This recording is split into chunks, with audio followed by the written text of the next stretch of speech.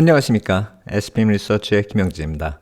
이제 트럼프 대통령 취임이 하루 남았습니다. 내일입니다. 공식 조상화가 이 사진으로 결정이 됐다라고 합니다. 참 독특하다 이렇게 봐야 될 텐데 이 사진 보면은 글로벌 경제가 많이 좀 걱정이 될 듯합니다. 취임 하루 전에 틱톡이 미국에서는 사용 중지됐고요. 애플이나 구글 스토어에서 서비스가 중지됐다라고 하고요. 제가 틱톡을 안 쓰는데 한국에서 한번 다운로드 받아보니까 한국에서는 됩니다. 아직 언제까지 될지는 모르겠는데 일단 미국에서는 정지가 됐습니다. 중동에서도 그렇고 어제 중국 시진핑에게 전화를 했었죠. 트럼프 정책 이미 시작이 됐는데 이제 정치뿐만이 아니라 경제 쪽으로도 영향이 시작이 됐다 이렇게 볼 수가 있겠는데 사실 트럼프는 틱톡에 대해서 중지하지 않을 수도 있다 이렇게 표현을 했었는데 알려진 거하고는 약간 좀 틀리게 진행이 되고 있다 이렇게 생각이 됩니다. 그러면서 페드 자산에 대해서도 또 얘기가 나오고 있습니다. QT가 중단되느냐 이 이슈가 다시 거론이 되고 있는데 이게 만약에 중단되거나 아니면 QE 쪽으로 반전이 된다라고 한다면 시장에 주는 영향이 적지 않을 것 같다 이런 생각이 듭니다. 나스닥 선물 한번 보겠습니다. 지난 주말에 나타났었던 상승이요. 단기 하락 추세를 벗어나는 그 모습이 나타났는데 여러 가지 재료가 반영이 됐습니다. 중국에 전화했었다라는 그 얘기도 긍정적으로 작용이 됐다 이렇게 해석이 되고 있는데 제가 봤을 때는 유동성 얘기도 포함이 되는 게 아닌가 이쪽 우리가 좀 관심 있게 봐야 될 것 같습니다. 오늘 이 얘기도 뒤에서 말씀드리도록 하겠고요. 트럼프가 취임하면서 글로벌 유동성 쪽에 변화가 생길 수 있는지 아주 관심이 가는 그 상황이죠. 이거는 취임 이후에도 우리가 계속 좀 주목할 필요가 있다 이런 생각이 듭니다. 베센트 지명자의 청문회가 지난주에 있었죠. 답변한 내용 보면은 예상했던 거하고 거의 비슷하다 이렇게 생각이 됩니다. 러시아 제재가 너무 약하다. 그리고 중국 무역 분쟁 관련해서는 강하게 대응할 것이다. 미국산 제품에 대해서 계속 구매를 강하게 밀어붙일 것이다. 이런 식으로 얘기를 했고요. 그리고 물가 관련해서 2% 목표 가능할 것으로 생각이 됐고 관련해서 페드의 독립성도 보장할 것이다. 그런 답변이 있었고 관세 관련해서 부담은 누가 지고 또 인플레이션을 자극시키지 않을까 그런 것에 대해서는 기존의 입장을 그대로 표현했습니다. 인플레이션을 유발하지 않을 것이고 중산층이 부담하지는 않을 것이다. 그런 식의 논리. 그리고 관세 및 일자리 법안 이 연구화에 대해서도 또 거론을 했고요. 부의 극단적인 차별화도 거론이 됐었는데 일론 머스크나 제프 베이조스 같은 그런 예를 들면서 개인의 노력이다 그런 식으로 빗대어서 표현을 했고요. 관련돼서 감세안에 대해서 부자 옹호 정책이 아닌가 그에 대해서는 소득 하위 50%에 속하는 가구의 재산 증가가 최근에 미국인 상위 10%의 재산 증가보다 속도가 3배 정도 빨랐다 그런 식의 논리를 폈는데 이런 답변에 대해서는 우리가 좀 생각해 볼 필요가 있지 않을까.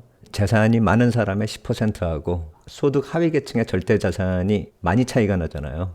설사 3배가 더 높아도 그 금액 차이는 계속 벌어질 테고요. 속도의 증가보다는 절대 금액 차이를 좀 봐야 되지 않을까 그런 생각도 드는데 어쨌든 이런 식의 논리였고요. 그리고 정부의 부채 한도는 폐지돼야 된다.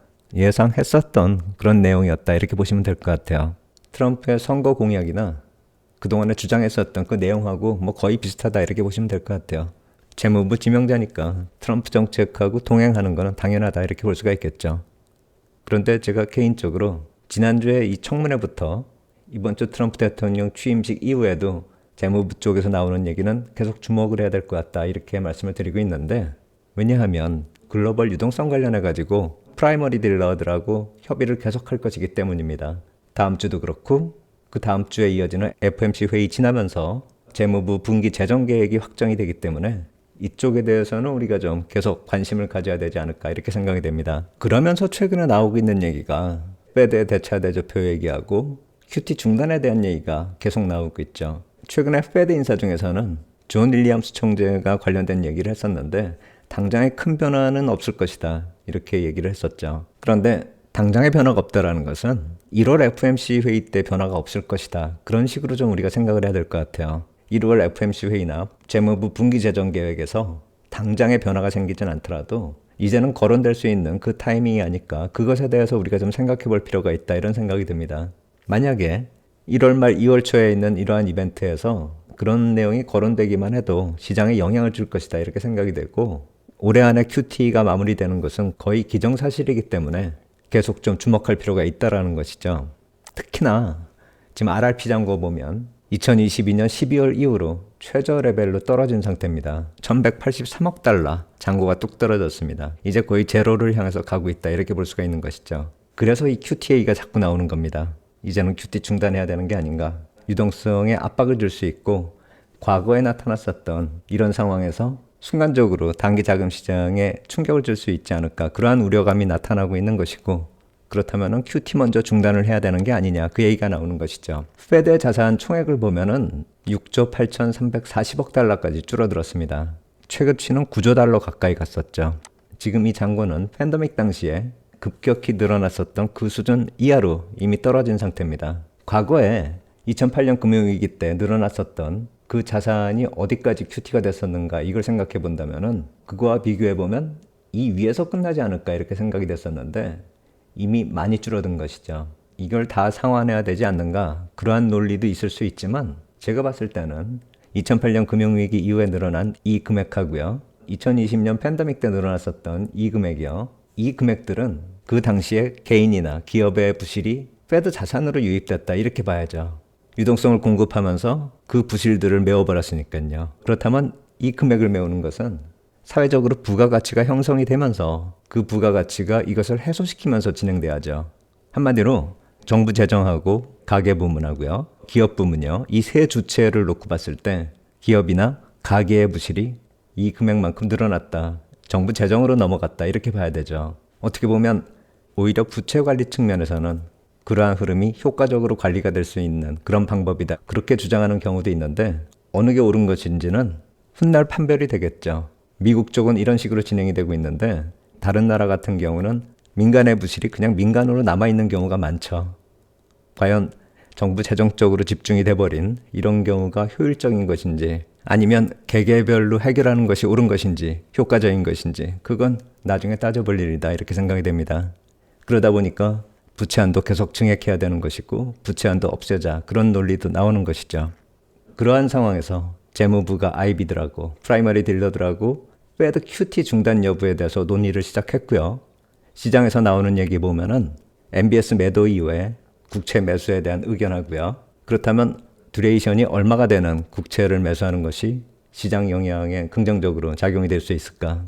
이런 얘기도 구체적으로 협의가 되고 있다고 합니다. 더불어서 만약에 QE 같은 것이 거론된다라고 하면은 그에 대한 시장 영향은 또 어떨 것인가? 이건 역시 마찬가지로 시장에서 이런 얘기가 나오고 있습니다. 당연히 아까 말씀드린 RRP 잔고가 뚝 떨어진 상황에서 이런저런 얘기가 협의되고 있다. 이렇게 거론이 되고 있는 것이죠. 이제 블랙아웃 기간으로 들어섰으니까 페드 인사들의 공식적인 코멘트는 없을 테고요. 프라이머리 딜러하고의 협의가 지난주에 거론이 되고 17일부터 본격적으로 시작이 되기 때문에 이제는 시장에 많이 영향을 줄 수 있는 시기고 트럼프 취임식 이후에는 본격적으로 베센트 재무장관이 들어서면서 얘기가 본격화될 수 있겠죠.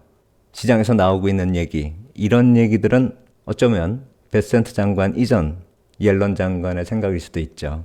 누구의 생각인지는 우리가 알 수가 없는데 베센트 장관이 공식적으로 들어서면서 더 구체화될 것이라는 것은 확실하죠. 그리고 또 거론되는 게 있습니다.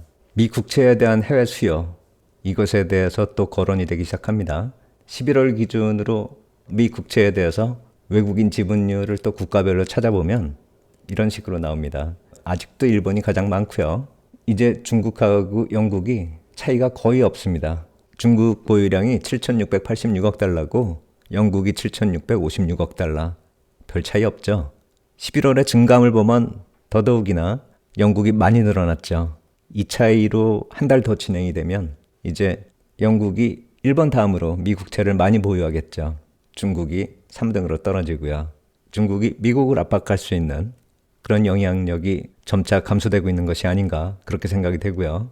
11월에 증감한 그 내역을 살펴보면 일본이 좀 줄어들었고 중국이 늘어나고 영국이 늘어나고 보유 상위 국가 대부분이 보유량이 늘어나는 그런 모습이었습니다. 그래서 상위 20개국을 다 합하면 410억 달러나 늘어났고 그 나머지 국가에서는 늘어난 금액이 좀 적습니다.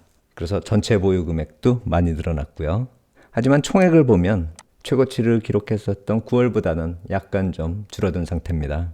10월에 좀 많이 줄어들었기 때문이죠. 그러면서 재무부가 이 역시 마찬가지로 프라이머리 딜러들하고 협의를 하고 있는데 작년 이 국채에 대해서 외국 수요가 어떻게 변화했는지, 그러니까 구체적으로 외국의 정부 부문하고요, 민간 부문에서 이 국채 수요에 어떤 영향을 줬고 어떻게 변화됐는지 그 내용하고 내년에는 또 어떻게 변화될 것인가, 그것에 대해서 아이비들하고 협의를 하고 있다고 합니다. 아이비들이 당연히 해외 쪽 수요의 창구가 되니까 그런 면에 있어서는 좀 더 구체적인 정보가 있을 테고, 또 유럽계, 일본계 아이비들이 있기 때문에 그쪽에서 들어오는 수요가 이 상위 20개국 거의 대부분을 차지하고 있기 때문에 그 창구에서 들어오는 수요, 그것이 상당히 중요하겠죠.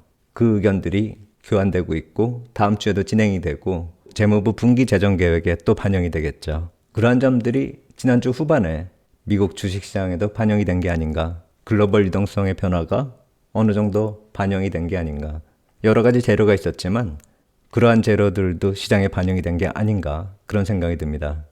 트럼프 대통령이 취임한다고는 하지만 아직은 바이든 대통령이죠. 백악관 홈페이지에 딱 치면 이분 아직도 나옵니다. 그리고 재무장관도 아직은 이분일 것입니다. 그렇다면 떠나는 옐런 장관이 이런 글로벌 유동성에 대해서 이분의 계획이 또 반영이 된 게 아닌가, 그런 생각도 들고요. 하지만 누구의 작품이 중요한 것이 아니죠. 이제 QT 중단 관련한 내용은 시장에서도 많이 거론되고 재무부 쪽에서도 이제 거론하기 시작했다라는 점하고요. 베센트 장관이 들어서면서 이와 반대로 갈 이유가 없죠. 누구의 작품이 중요하다라는 게 아니죠. 올해 중요한 포인트는 제가 봤을 때는 기업 어닝이 얼마나 개선되는가, 그리고 유동성 흐름이 어떤 식으로 보완되는가, 그것이 가장 중요하다 이렇게 생각이 되고, 올해 안에 QT 중단이 될 텐데 그 시기가 언제가 될 것인지, 또 트럼프 대통령이 취임하면서 또 그 시기를 얼마나 앞당길 것인지, 그것에 따른 시장 변화까지 우리가 관심 있게 지켜봐야 될 것입니다. 트럼프 취임 시 이후에 정치적인 변화가 크겠죠. 근데 그와 더불어서 경제 관련해서, 글로벌 유동성 관련해서는 정권 초반에 미치는 영향이 가장 강할 것이다. 그 점도 우리가 좀 살펴봐야 될 것입니다. 긍정적인 변화를 앞당길 것인지, 아니면 초반에 유동성을 좀 압박하는 그런 모습이 나타날 것인지, 그 점 한번 우리가 다음 주부터 관심 있게 지켜봐야 될 중요한 포인트다, 이렇게 생각이 됩니다. 다음 주 트럼프 대통령 취임 이후에 시장 흐름 보면서 화요일에 동영상으로 만나 뵙도록 하겠습니다. 오늘 여기까지 하도록 하겠습니다. 감사합니다.